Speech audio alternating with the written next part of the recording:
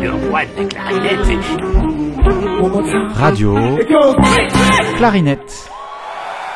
Bonjour à tous, bienvenue pour ce 4e épisode de Radio Clarinette. J'ai l'immense plaisir d'accueillir quelqu'un que j'ai rencontré il y a plus d'une vingtaine d'années. Elle s'en rappelle pas, mais moi je m'en rappelle. Si, je me rappelle. Oui, mais tu te rappelles pas m'avoir vu moi. Si. Tu te rappelles de l'événement. Je vous la présente d'abord, elle s'appelle Morgane Raoult. Bonjour Morgane. Bonjour. Pour l'anecdote, c'était à l'auditorium du Conservatoire de Limoges, où tu venais jouer avec ton spectacle Les Essoufflés. Ah, alors C'est d'accord. de ça que je parle. Tu peux pas te rappeler de m'avoir vu parce que moi, j'étais pas bien grand, mais tu étais venu jouer là-bas il y a fort longtemps. Alors d'accord, t'as gagné. T'as vu ? Mais parce que moi, la première fois que je t'ai vu, c'était aussi en Dordogne. T'étais venu dans le petit théâtre de la Poivrière de Jean-Paul Rollin. Saint-Astier. À Saint-Astier. Et là, j'étais déjà plus vieux, j'étais déjà majeur. Ouais, d'accord, c'était alors il y a une bonne dizaine d'années, ça. Il y a au moins 15 ans. Non, il y a 10 ans. Bon, d'accord, Il y a 10 ans. Les sourdoués n'ont que 10 ans, donc c'était... Donc en effet, voilà. tu m'as vu avant que je te voie. Ouais, exactement, Wow. Forcément. Tu m'as signé des autographes sans t'en rappeler, forcément. Donc c'était chouette. Tu fais partie des gens qui m'ont donné envie de faire de l'humour musical. On va en reparler dans ta carrière à toi. Mais avec le Quatuor, les Bombecs et les Essoufflés, c'est les 3 spectacles que quand j'étais adolescent, j'ai vu et j'ai dit tiens, on peut faire ça sur scène, c'est vachement sympa, allons-y. D'accord. Assez parlé de moi et on va parler de toi. Est-ce que tu veux bien te présenter un petit peu, nous raconter d'abord d'où tu viens, où tu as grandi et comment t'en es arrivé à rencontrer la clarinette ? Alors, je m'appelle donc Morgane Raoult et j'ai grandi à Clermont-Ferrand. Donc j'ai commencé la clarinette au conservatoire de Clermont avec un super chouette prof qui s'appelait Lucien Baster. Et j'ai eu la chance d'être en horaire aménagé musique.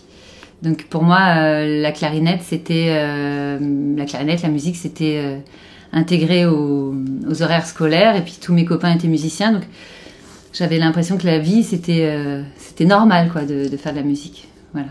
Et t'as pris conscience à quel moment que ça pouvait être un métier ? J'aime bien poser cette question-là. Est-ce que grâce aux horaires aménagés, c'est quelque chose qu'on intègre très vite ? Ou est-ce qu'il y a un déclic ? Est-ce que ça se fait sur le long terme ? En fait, je sais pas parce que j'ai toujours su que j'en ferais toute ma vie de la clarinette. Alors, ça, c'est beau. Ouais. Mais à partir de quand je me suis dit que j'en ferais mon métier, je pense que ça allait de soi. Après, moi, j'imaginais le mieux, hein. Donc j'avais des belles grandes envies de jouer. Je voulais faire de l'orchestre symphonique, quoi. Vraiment, vraiment. Voilà. Donc, qu'est-ce que t'aurais fait ? Tu te voyais clarinettiste, t'aurais fait autre chose, tu penses, à un moment ? Tu te voyais pompier ou astronaute ou pas du tout ? Je pense que comme tous les gosses, j'ai eu envie sûrement à un moment d'être vétérinaire. Ah, moi pareil. Voilà. Mais en tout cas, tous les gosses qui aiment les animaux. Mais sinon, je pense que je savais que je voulais faire un métier artistique. C'était pas... En fait, je sais... Il y avait une fibre, une flamme qui était déjà là. Oui, en tout cas, il y avait une envie de ne jamais travailler dans un bureau, de ne jamais... ne pas pouvoir choisir sa vie. C'était impossible pour moi, mais je le formulais pas comme ça à l'époque, mais... J'ai eu beaucoup de chance parce que j'ai des parents qui ont permis à leurs 3 enfants de faire de leur passion leur métier.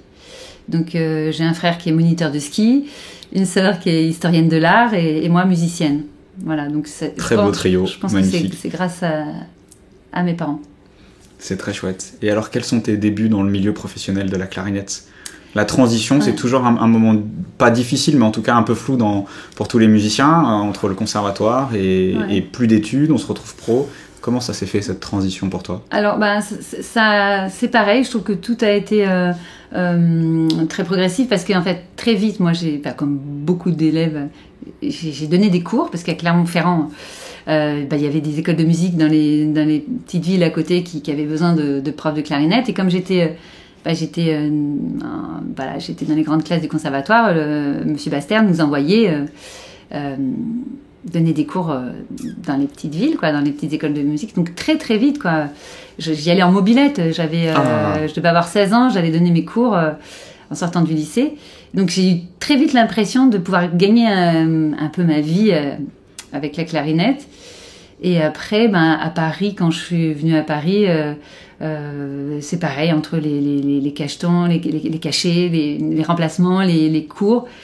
moi, je trouve que j'ai toujours eu beaucoup de boulot avec ma clarinette. Et la transition s'est fait extrêmement naturellement, du coup.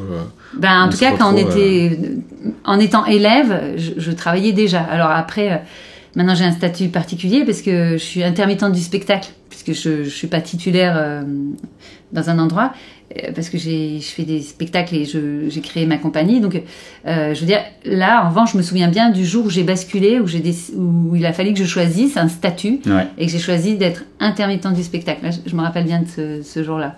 Qu'est-ce qui a fait pencher le choix?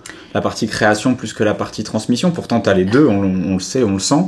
Mais il y avait un petit plus de ce côté-là. Parce qu'il fallait choisir, il faut avoir un statut. Et j'étais prof dans un conservatoire à Saint-Ouen. Et en même temps, je faisais des spectacles. Et à un moment donné, il fallait que je choisisse un statut. Et je me suis dit, quand je prépare mes spectacles, quand je les répète, quand je les écris, c'est quand même chouette de pouvoir être payé pour les répéter. Enfin, payer, je veux dire, avoir des indemnités, même quand on n'est pas sur le terrain. C'est un très beau luxe français d'avoir ça. Ouais. Et ça fait combien d'années que tu es intermittente, si c'est c'était il y a longtemps. Je dirais 20 ans. C'est beau. Ouais, je me rappelle pas exactement. On ne demande pas d'année précise, mais dans les faits, c'est vraiment... je suis pas toute jeune et j'étais déjà maman. Et on s'en lasse pas d'être intermittente. Il y a pas... Des fois, certains musiciens jeunes, je demande ça parce qu'il y en a qui se posent la question aussi de faire ce choix. On se dit, est-ce qu'on a la trouille au ventre tous les ans de boucler son dossier, ou est-ce qu'on vit avec extrêmement bien et on est intermittent et on continue et ça pousse à créer, à jouer? Je pense qu'en effet, si on est anxieux, si on a l'angoisse de se dire qu'est-ce que je ferai demain, faut pas être intermittent parce parfois on sait pas du tout ce qu'on aura dans 6 mois ou dans 1 an. Mais en revanche, moi, comme j'ai créé ma propre compagnie, je génère mon propre travail aussi. Enfin, quand on est intermittent, normalement, on n'est pas censé générer son travail. Mais ce que je veux dire, c'est que j'ai pas peur parce que j'ai toujours des projets en cours. Et ça, c'est un moteur, c'est un vrai moteur tous les jours de faire avancer ces projets. Oui. Alors, quels ont été tes premiers projets personnels? Tu as parlé de création de compagnie. Est-ce que c'est Les Essoufflés ou est-ce qu'il y a eu d'autres choses avant? C'était la compagnie César Majeur. C'était avec le père de mes enfants qui est flûtiste. Quand on a été parents, on a eu envie de faire de la musique pour enfants, enfin à destination des enfants, c'est-à-dire leur faire aimer la musique classique. Et on avait monté un petit spectacle d'1 heure très chouette qu'on pouvait transporter avec nous en métro. Les décors étaient faciles à transporter. On allait vraiment partout. Je crois qu'on l'a fait 500 fois. Wow. Le même spectacle que vous aviez monté ensemble. Mais bon, il avait un bon sens de l'improvisation, donc mon partenaire. Donc c'était le même sur le papier. Mais en réalité, c'est ce qu'on appelle le spectacle vraiment vivant. Très vivant. Très vivant. Et voilà, donc on a dû créer une compagnie pour pouvoir gérer ce spectacle. Et puis après, petit à petit, j'ai écrit des chansons pour enfants, beaucoup, et j'en ai fait des spectacles. Et là aussi, du coup, j'ai fait une compagnie plus indépendante qui s'appelle Madame Clarinette, en toute simplicité. Et cette compagnie, elle héberge mes projets. Combien de spectacles, combien de CD? Tu es connu maintenant du monde de la clarinette et même beaucoup plus loin que ça pour cette belle spécialité auprès des enfants, de ces très belles chansons. Moi, j'ai eu la chance de te découvrir à Avignon il y a quelques années. Ah oui, et c'était vraiment génial. Hein. Même quand on est un grand enfant, je n'ai pas d'enfant, mais j'ai quand même adoré venir t'écouter et cette ambiance était topissime. T'en es où dans tous ces spectacles? Alors, combien il y en a derrière et combien il y en a devant? Il y en a toujours devant. Hein. C'est pour ça, j'ai bien compris. Et derrière, je suis assez fidèle à mes spectacles aussi. J'ai toujours tu les gardes? Pour moi, c'est horrible de me dire, tiens, c'est la dernière aujourd'hui. Donc, en fait... Donc, tu augmentes un catalogue, là, tu as un catalogue qui gonfle. Forcément, je finis par les abandonner, mais je prends rarement la décision de dire, celui-là, on ne le joue plus. Ça se fait tout seul, c'est qu'il est plus commandé. Oui, c'est... Oui, parce qu'il y a un nouveau, au bout d'un moment, les plus anciens... Mais si demain on te demande un spectacle il y a 15 ans, c'est parti. Non, maintenant je dis non pour les spectacles. Celui que tu as vu à Avignon il y a une dizaine d'années, c'était, je crois, Morgane Cour-la-Campagne. Exactement ça. On me le demande régulièrement, mais je dis c'est fini non. Celui-là. Oui, parce que j'ai même plus les décors, je crois. Ah, d'accord. Donc il y a quand même un renouvellement qui se crée. Donc du coup, Tu saurais nous dire combien de spectacles alors, tu as créé? On parle vraiment que des spectacles pour enfants, attention. Spectacles pour enfants.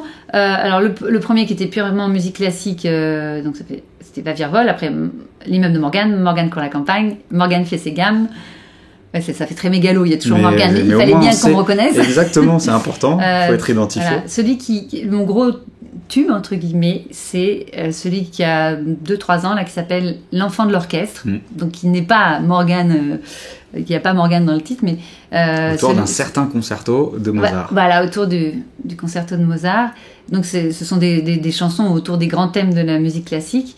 Et ce spectacle marche vraiment très bien, faut le dire, faut pas et le petit frère de ce spectacle est en écriture, ce sera le petit pianiste. Voilà. Alors le petit frère parce qu'il y a une suite, ou le petit frère parce qu'on reste dans le même thème? Non, c'est encore top secret. on reste dans le même sujet, c'est-à-dire c'est aussi pour donner envie aux enfants de découvrir la musique classique à travers des chansons.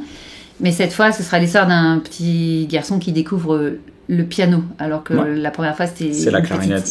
Mais c'était une petite fille qui naissait dans un orchestre, parce que sa maman était chef d'orchestre.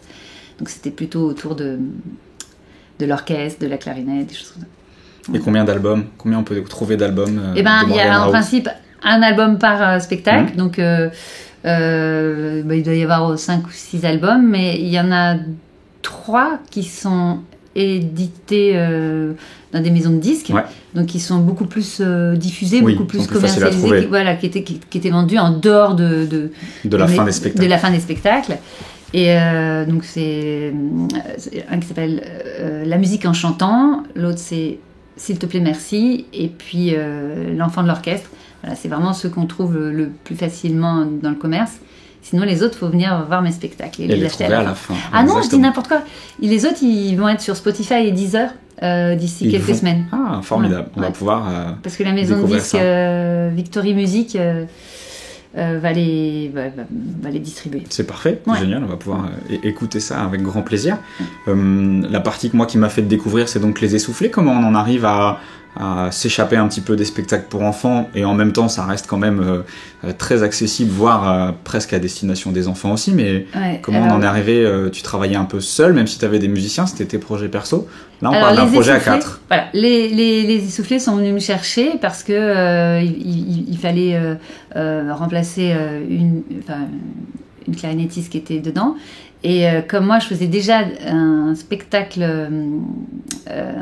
vivant à destination des enfants, ils se sont dit, putain, elle a déjà l'expérience de la scène. Tiens, peut-être qu'elle saura. Et alors, voilà, je les ai adorés tout de suite. Mais t'as pas hésité une seconde quand on t'a proposé ça? Si, un petit peu au début, parce qu'il fallait vite reprendre.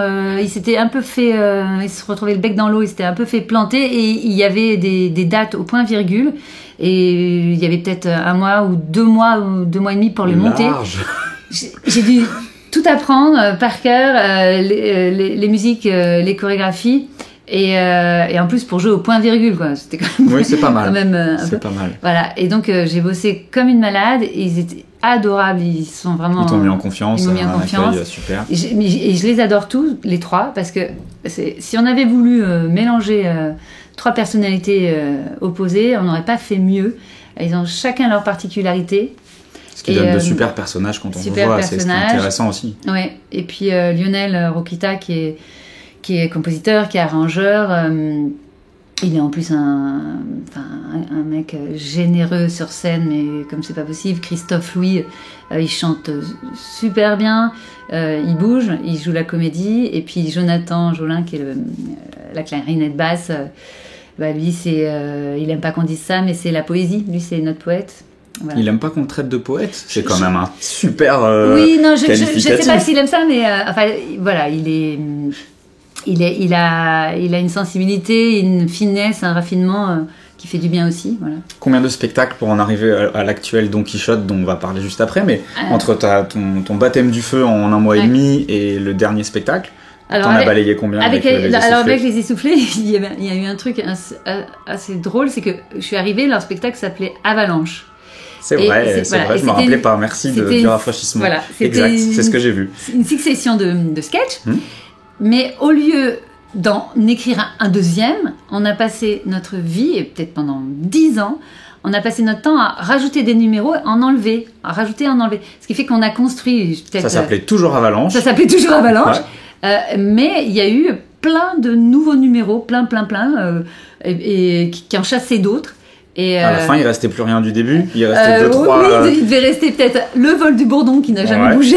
Mais sinon, voilà. Et un jour, on s'est dit, mais on aurait pu en faire 4 avec tout ce qu'on a passé, voilà.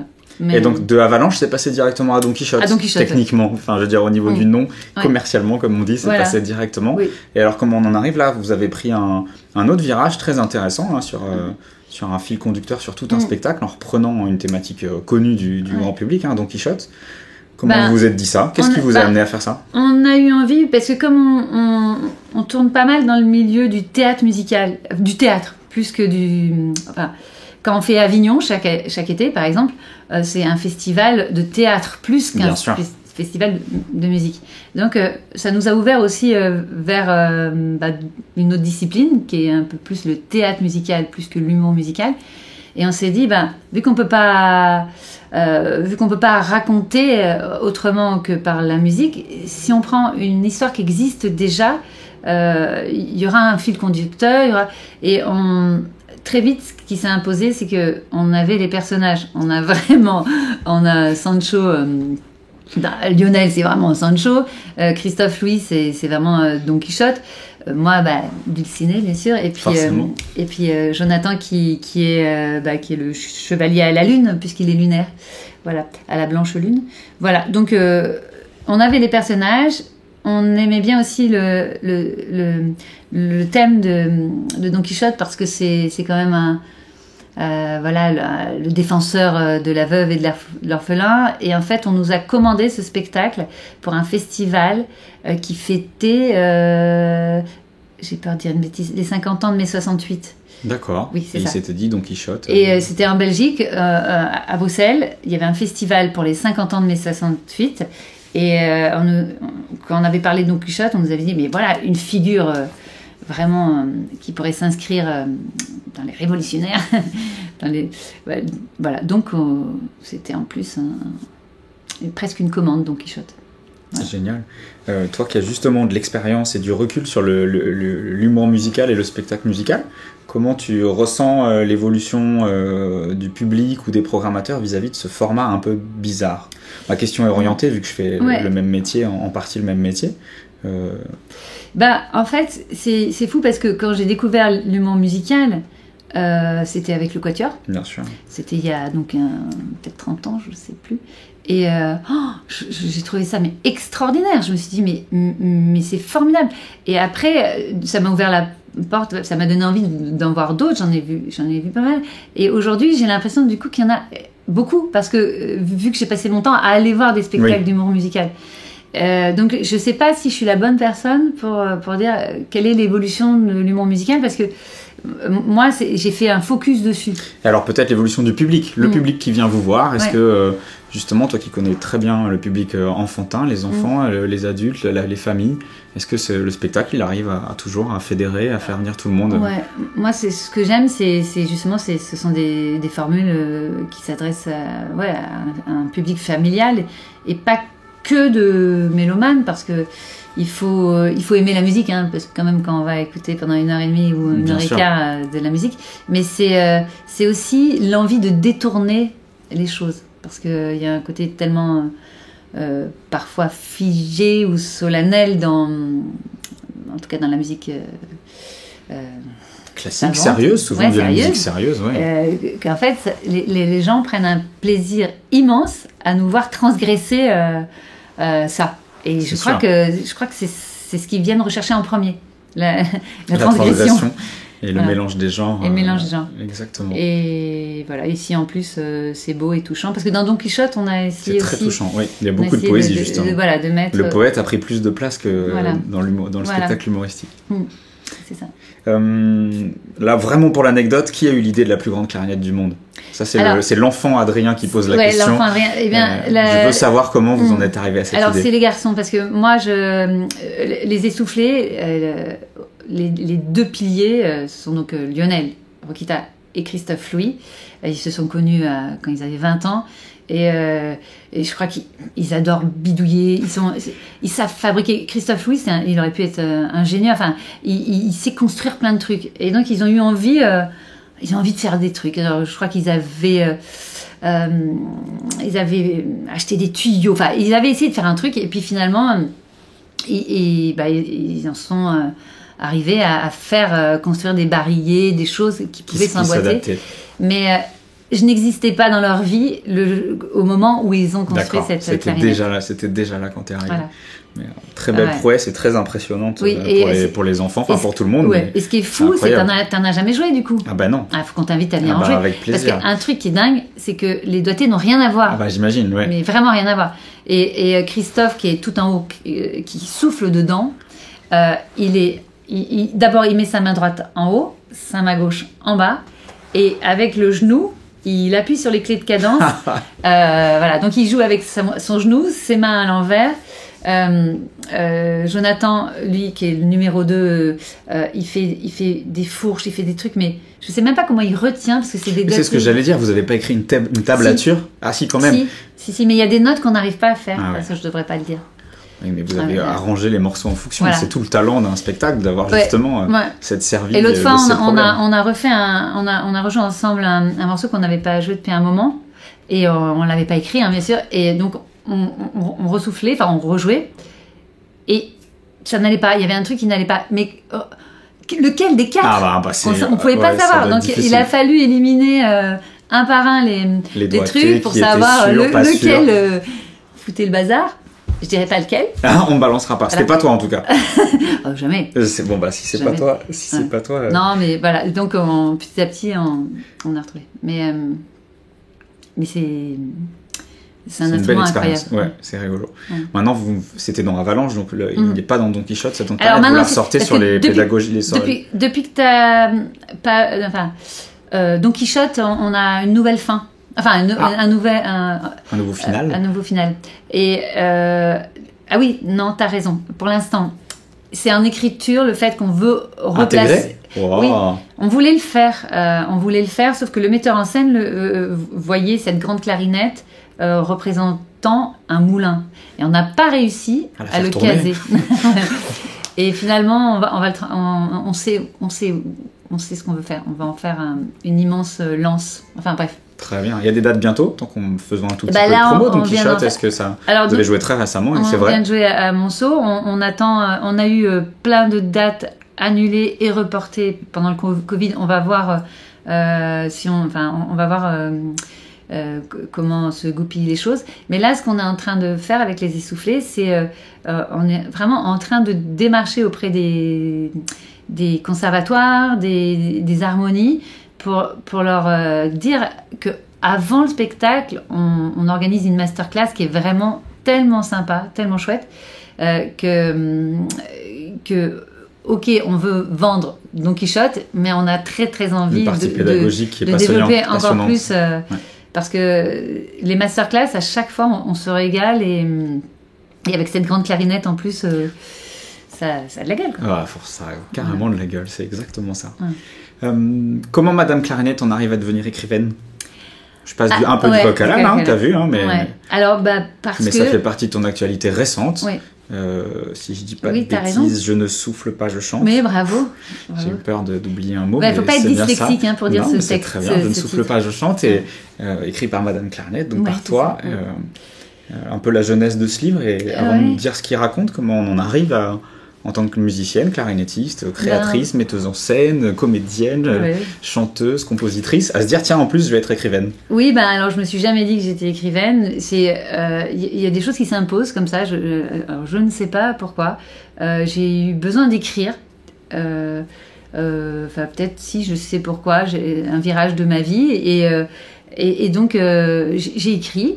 Et j'ai toujours aimé écrire, mais j'ai écrit pour moi, un peu comme un journal intime. Et en fait, dans ce journal intime, c'était le récit de ma vie à travers le prisme de la clarinette. Pourquoi j'étais devenue clarinettiste, pourquoi la clarinette m'avait tout amené et tout repris aussi à un moment donné de ma vie, parce que j'ai eu problèmes de santé, qui sont des pneumothorax, directement liés au souffle. Voilà, ce qui fait que du coup ma vie de clarinettiste a été terriblement bouleversée. C'est ça, c'est le mot. Pas autre chose. Voilà. Donc j'ai écrit ça et puis j'ai montré le texte à une amie qui est metteuse en scène, mais je lui ai montré parce qu'elle venait de me montrer un de ses textes. Alors j'ai dit, tu montres. Et c'était la première personne à le lire. À le découvrir, oui. Et elle m'a dit, mais je crois qu'il ne faut pas que ça reste dans un tiroir. Alors je lui ai dit, mais je ne sais pas si je pourrais raconter ça publiquement. Et puis j'ai réfléchi, je me suis dit, pourquoi pas.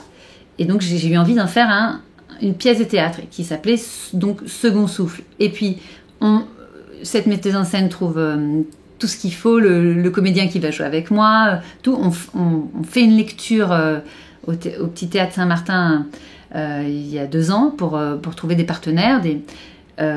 Et bim, le deuxième reconfinement. Enfin, voilà. Donc tous les théâtres à l'arrêt pour 6 mois, je ne sais plus. Et là, donc, beaucoup trop longtemps. Voilà. Donc le projet, je l'ai. Ma pièce, elle ne pouvait pas se monter puisqu'il n'y avait plus de théâtre. Et là, je me suis dit, mais c'est pas possible. Je ne peux pas m'arrêter là. Donc j'ai envoyé le manuscrit à des maisons d'édition, mais en transformant le manuscrit pour en faire une version plus roman. Et j'ai eu plusieurs réponses positives, mais j'ai eu surtout les éditions Michalon qui ont dit on y va. Et donc le titre a changé parce que donc ça devait s'appeler Second Souffle, mais juste 2 mois avant la sortie, il y avait la femme de David Douillet qui venait de sortir un livre qui s'appelait Second Souffle. Donc il aurait été mal référencé, mon livre. Bien sûr.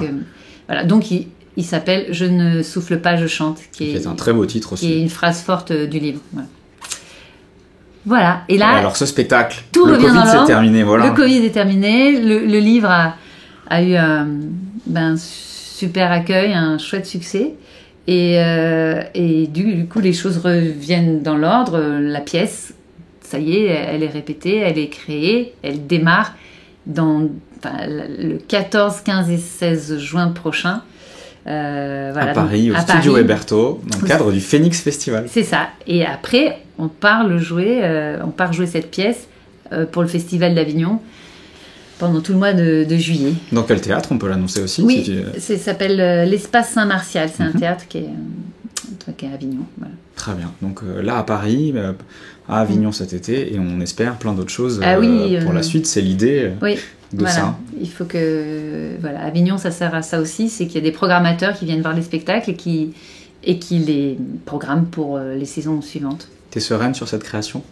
C'est une question, je triche parce que je te l'ai posée avant qu'on enregistre. J'ai des papillons dans le ventre. Tu m'as pas dit ça tout à l'heure, mais c'est bien de pas répéter la même chose. Alors, qu'est-ce que ça veut dire des papillons? Est-ce que c'est des bons ou pas? J'ai le trac, bien sûr, parce que j'ai 1h15 de texte. Je me suis transformée donc en comédienne. C'est-à-dire, moi, je suis musicienne. J'ai l'habitude de faire des spectacles musicaux. Je chante, je joue de la clarinette. De se cacher derrière la musique. Avec la réserve.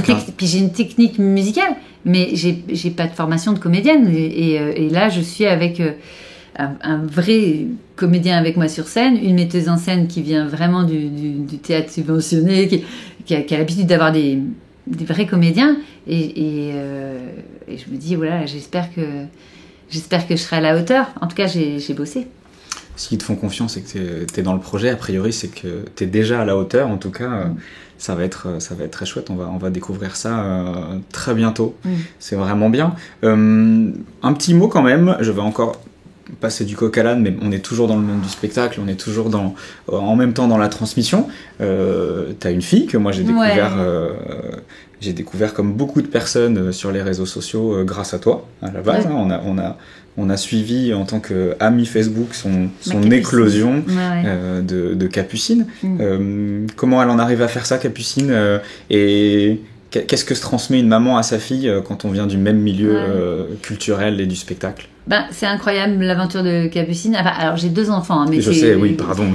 Capucine, c'est celle qu'on voit le plus pour l'instant. Et un chien, oui. Moi, je suis un peu gaga de mon chien. Mais...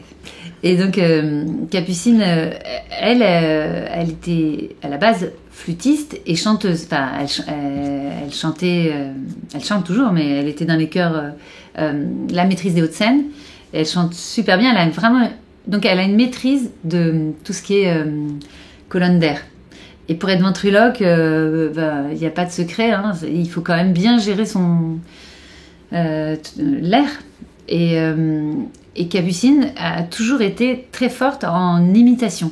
Donc moi, elle me faisait marrer parce qu'elle arrivait à imiter, elle chopait vraiment l'intonation, mais des gens de la famille. Et moi, elle m'imite. Ah bon, elle a commencé comme ça. Oui, voilà. elle imite pas des stars, elle imite des gens qu'on connaît. Et donc, ça veut dire qu'elle est quand même capable de faire avec sa voix un peu ce qu'elle veut.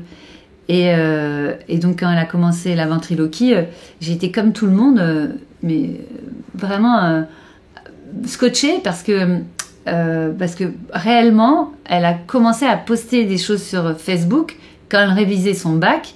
Elle était dans sa chambre peut-être à 2 pièces de moi. Je ne savais pas. Elle se filmait. Après, elle mettait sur Facebook. Et j'ai vu sa première vidéo sur Facebook arriver. Et je me suis dit, oh, c'est pas possible. C'est ma fille. C'est ma fille.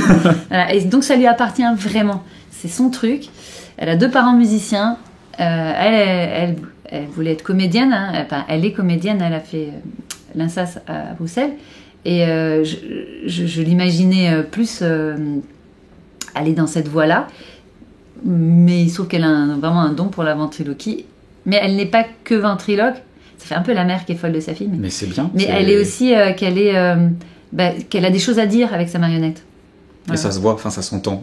Pour la suivre, on se rend compte que ce n'est pas creux à tous les niveaux, d'un point de vue technique, d'un point de vue vocal et dans le fond de son spectacle. Ce qu'elle raconte. Il est beau, il est drôle, il est touchant, Voilà. Et alors, c'est tout à fait normal d'être fier et d'être fan de sa fille. En tout cas, c'est plutôt rassurant dans ce sens-là.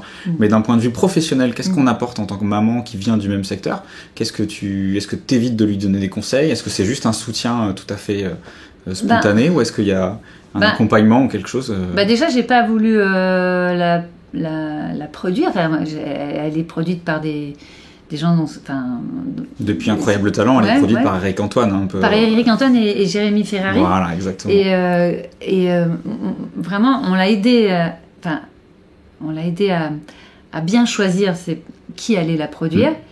Mais moi, j'évite de lui donner des conseils. Mais elle nous a tellement observés. Quand je dis nous, c'est moi, son père. Elle a tellement vu comment ça fonctionnait, le spectacle vivant, la musique, que déjà, elle avait les clés de plein de trucs. Et donc, oui, je me permets par moment de lui donner 2-3 conseils, notamment sur la vie en tournée, les choses parce que c'est pas évident. Elle est toute jeune, elle part faire des tournées et puis elle est seule puisque sa marionnette n'est pas vivante. Ah bon ? Elle est seule avec son régisseur et donc parfois c'est pas si facile que ça la solitude. Et là-dessus, on échange beaucoup pour peut-être à l'avenir ne plus jamais faire un spectacle sans s'entourer d'un pianiste ou d'une équipe quelle qu'elle soit, d'une équipe sur scène quelle qu'elle soit. Je comprends. Voilà, c'est plutôt ce genre de conseils que je me permets de lui dire, mais sinon non, parce que je suis la première fan. C'est-à-dire, vraiment plein de fois, je me dis tiens, j'aurais pas fait comme ça, et heureusement parce que ça aurait été moins bien si elle avait suivi les conseils de maman. Donc elle a une belle liberté et c'est important, c'est vraiment très très c'est intéressant. Aussi, c'est une bosseuse. Hein. J'imagine que ça se fait pas tout seul, ce genre de spectacle et de talent. Question très bête. Je vais poser une question très bête. Qu'est-ce que tu écoutes chez toi? Est-ce qu'on écoute beaucoup de clarinette ou est-ce que tu écoutes plein de choses? Est-ce que tu as glissé que tu étais fan de musique classique? Est-ce que c'est toujours ce qui domine j'ai honte parce que... T'as honte d'écouter de la musique classique? Non, j'ai honte d'un truc. C'est que quand j'étais jeune, je trouvais ça nul, les parents qui n'étaient pas au jus de ce qu'écoutaient leurs ados. Et là, j'avoue, mon fils, ma belle-fille, parce que j'ai aussi une belle-fille, ce qu'ils écoutent, je ne sais même pas ce que c'est. Voilà, donc je fais partie des vieux cons qui connaissent. Mais réellement, rien ne me bouleverse plus que la musique classique. Mais vraiment rien. Et Et la clarinette, bien sûr, mais pas la clarinette seule. J'adore la clarinette quand elle sort de l'orchestre. C'est-à-dire un solo de clarinette en orchestre. Un Tosca au hasard. Voilà, Tosca au hasard. Exemple. Exactement. C'est un truc qui me touche énormément. Mais la musique classique, alors c'est large, hein, parce que on a encore des trucs à découvrir, de toute façon, en musique classique tout le temps. C'est ça qui est assez incroyable. Et l'opéra, c'est quand même monstrueux, quoi. Plus ça va...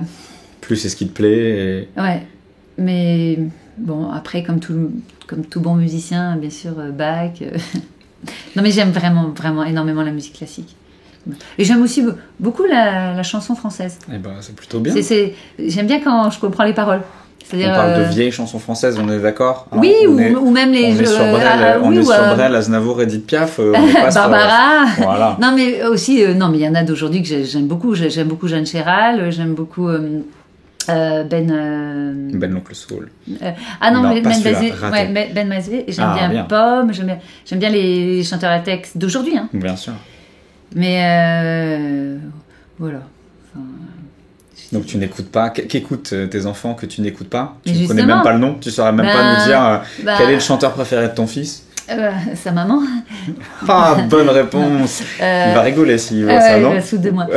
Surtout que mes enfants ont chanté dans tous mes albums, tous. Ah. Donc il y a une période, Léonard, donc mon fils, quand il était en primaire et qu'il chantait dans mes albums pour gamins de 5-6 ans, il me dit, maman, tu ne le dis pas à mes copains, hein, c'est la honte. Ouais, quand même. Il n'y a pas son nom sur la pochette, du coup? Tout petit, il était fier, à 4 ans, mais après, c'était la honte de chanter des chansons pour enfants, quoi. Ouais. Non, il y a son nom, mais caché.